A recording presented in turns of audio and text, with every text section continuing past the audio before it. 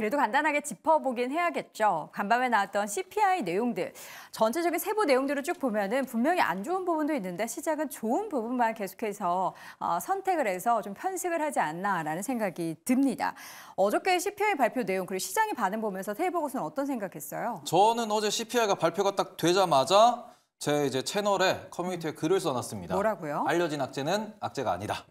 어찌 보면 이미 우리가 한 2주, 3주 전부터 2월 달에 CPI는 높게 나올 겁니다라는 거를 전 세계가 알고 있었어요. 그럼요. 경제 데이터가 나오면서 지금 같은 경우에는 그래서 3월 달 CPI가 어떻게 나올 것 같은데라는 예상치도 실시간으로 계산이 돼가지고 다들 이제 연준에서 지금 공시를 하고 있거든요. 네. 그런 부분에서 3월 달은 2월 달보다 떨어질 겁니다. 그러니까 이런 부분에 있어가지고 세부 데이터도 살펴보시면 세부 데이터에서 1월 달에 제일 문제가 됐던 게 그래서 지금 주거비가 너무 많이 올랐다. 1월 달에 무슨 일이냐? 라고 이야기를 했는데 그 부분이 2월 달에는 1월에 단기적인 한 달짜리 이슈였구나. 이런 얘기가 좀 나왔고요. 네. 그런 지금 미국의 제조업 PMI도 보시고 서비스 PMI도 보시면은 전반적으로 미국의 경기가 위축되고 있는 상황에서 한 달, 두 달 CPI가 잠깐 오른 거는 큰 문제가 없다. 그리고 이런 상황에서 기업들은 AI에 투자를 하다 보니까 엔비디아 오르네, 증시 올랐습니다.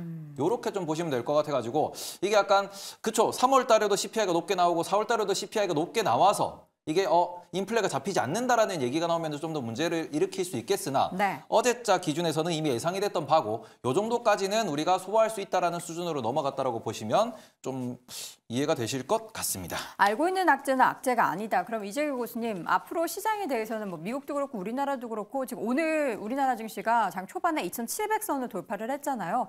계속해서 3월 한 달은 뭐 어떻게 장밋빛을 전망을 할 수 있을지 지금 FOMC가 어쨌든 앞두고 있는 상황 속인데. 네, 저는 뭐 지난번 시간에도 말씀을 드렸던 것처럼 저 우리나라 증시 자체가 크게 밀릴 만한 그런 악재는 굉장히 제한적일 거라고 생각을 하고 있습니다. 네.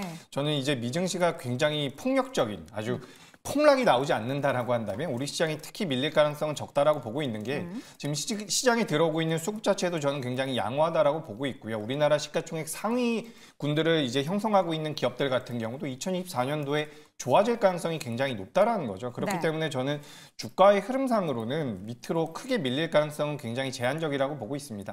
그리고 이제 우리가 좀 체크를 해볼 부분 같은 경우는 이제 CPI 발표 나고서 미증시가 올라왔지만 미국의 채권금리가 좀 올라온 부분들은 있어요. 그래서 이런 부분들이 우리 시장에는 살짝 단기적으로는 부담이 될 수가 있는데 추세적으로 반등이 이어지지 않는다라고 한다면 우리나라 시장은 제가 앞서 말씀드렸던 것처럼 저는 긍정적이라고 보고 있고 실제로 1월 달에 우리 시장 굉장히 안 좋았고요. 2월 달에 PBR 관련주도 움직였고요.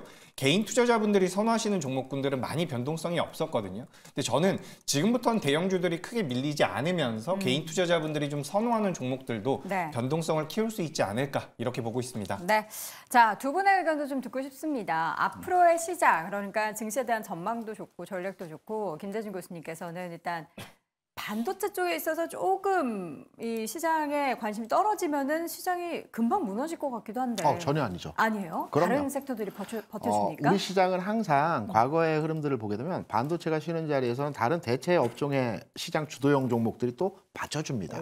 물론 반도체가 가야지만이 지수가 폭발적인 상승의 흐름, 삼성전자가 가야지만이 폭발적인 상승이 나오겠지만 과거 흐름을 보시기 바랍니다. 그러면 섹터 간의 흐름을 계속 받쳐주면서 주가 움직이면서 상황이 나타나거든요. 그래서 반도체가 뭐 단기적으로 조정을 받는다, 그래서 지수가 하락할 것이다. 이런 관점에서 흐름은 전혀 다른 틀린 얘기에서의 접근이고요. 흐름이 바뀐다, 패션이 바뀐다. 네. 이 부분에서 시장 접근을 해야 되기 때문에 앞서 말씀드린 대로 반도체가 쉬는 과정에서 흐름이 당분간 진행될 것 같다면 전기전자 봐야 됩니다. 그래서 또 전기전자가 쉬는 과정에서는 또 다른 섹터에서 시장을 받쳐주는 업종에서의 흐름들이 나올 수 있기 때문에 앞서 말씀해 주신 대로 우리 시장에서의 지수적 관점에서 판단해 보게 될 때는 올 한 해 나쁘지 않을 겁니다. 오히려 좋을 겁니다. 다만 수익률 측면에서는 움직이는 섹터의 종목들이 그때그때마다의 상황이 변화하기 때문에 그 흐름을 잘 타는 대응의 전략이 필요할 시점에서의 상황이라는 점. 네. 그래서 올해 시장에서는 수익이 분명히 발생할 수 있는 시장이면서 흐름을 잘 타게 되면 배가 될 수 있는 이러한 시장에서의 흐름이 만들어지는 상황 예상하고 있다. 이렇게 생각하고 있습니다. 네, 마지막으로 임순재 교수님도. 네, 일단 뭐 시장은 나쁘지 않을 걸로 네. 그렇게 보여지고요. 특히 이제 다음 주에 이제 GTC가 이제 열리면서 이제 반도체 관련주들이 그거에 대한 아마 선 기대감이 아마 반영이 될까 않을까, 아마 이번 주 아마 움직이지 않을까 싶고요. 만약 반도체가 쉰다라고 하게 되면 뭐 반도체 외에 이제 제약바이오가 또 4월달에 AACR이라는 그런 또 이벤트가 있기 때문에 그런 형태로 이제 계속 테마별로 이제 순환매가 이루어지면서 뭐 어떻게 보면 지수 측면에서 보면 그렇게 나쁘지 않은 그런 3월이 되지 않을까라는 생각을 해보고 있습니다. 네, 오늘 전탑5 이렇게 해서 향후에 대한 증시 전망과 그에 따른 짤막한 전략까지 들어봤고요. 다시 한번 한 줄평으로 확인해 보겠습니다.